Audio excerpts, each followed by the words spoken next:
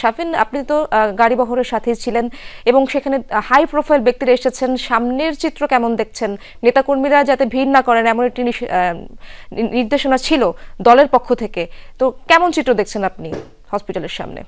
ইশরাত, এই মুহূর্তে রাজধানীর এভারকেয়ার থেকে শুরু করে দেশের তৃণমূল পর্যন্ত স্বস্তির যে খবর, বেগম খালেদা জিয়ার পুত্রবধূ ডাক্তার জুবাইদা রহমান ঠিক তার পাশে অবস্থান করছেন। ক্রিটিক্যাল কেয়ার ইউনিটে চিকিৎসাধীন বিএনপি চেয়ারপারসনের চিকিৎসা ব্যবস্থার সার্বিক তদারকি করছেন তিনি। মেডিকেল বোর্ডের সাথে সমন্বয় করে তিনি আজকেই বেগম খালেদা জিয়ার চিকিৎসা ব্যবস্থার কোনো ধরনের পরিবর্তন প্রয়োজন পড়বে কিনা কিংবা বিদেশ গমনের যে বিষয়টি, সে সকল বিষয়ে সিদ্ধান্তে উপনীত হওয়ার জন্য তার যেই এই অবস্থান, এটি অনেকটা আশার আলো নিয়ে এসেছে।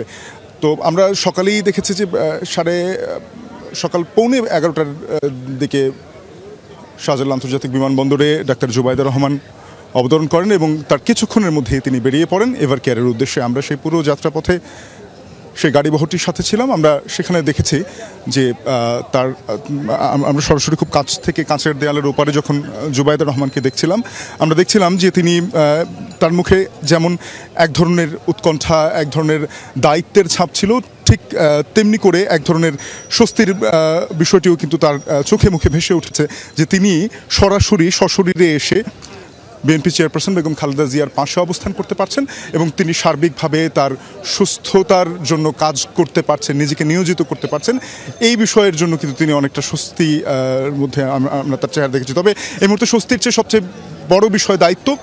এখন দীর্ঘদিন ধরে বেগম খালেদা জিয়া বিভিন্ন রোগে আক্রান্ত। জানেন যে আর্থ্রাইটিস, হার্টের সমস্যা, কিডনি জটিলতা, হৃদরোগ, ডায়াবেটিস, এই সকল সমস্যার সাথে সবশেষ যখন নিউমোনিয়া আক্রান্ত হন বিএনপি চেয়ারপারসন, তখন 23 নভেম্বর তাকে রাজধানীর এভারকেয়ার হাসপাতালে নিয়ে আসা হয়। এরপর 27 নভেম্বর তার শারীরিক অবস্থা কিছুটা অবনতি ঘটলে চিকিৎসকরা তাকে ক্রিটিক্যাল কেয়ার ইউনিট বা সিসিইউতে স্থানান্তর করেন এবং তারপর থেকে অনেকটা অপরিবর্তিত রয়েছে বিএনপি চেয়ারপারসনের শারীরিক অবস্থা।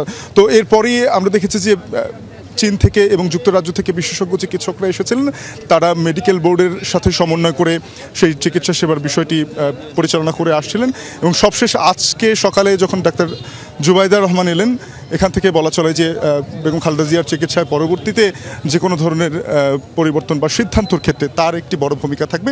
জিয়া পরিবারের যেই সিদ্ধান্ত, সেখানে তিনি মূল ভূমিকায় এই মুহূর্তে অবতীর্ণ হলেন, এটি এখন বলা চলে।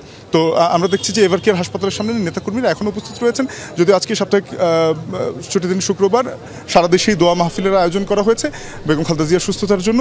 এখান থেকে যখনই কোনো আপডেট আসবে সেটি নিশ্চয়ই আমরা তাৎক্ষণিক জানিয়ে দেব। এই ছিল আমার কাছে এখনো পর্যন্ত ইশরাত। অনেক ধন্যবাদ আপনাকে শাফিন।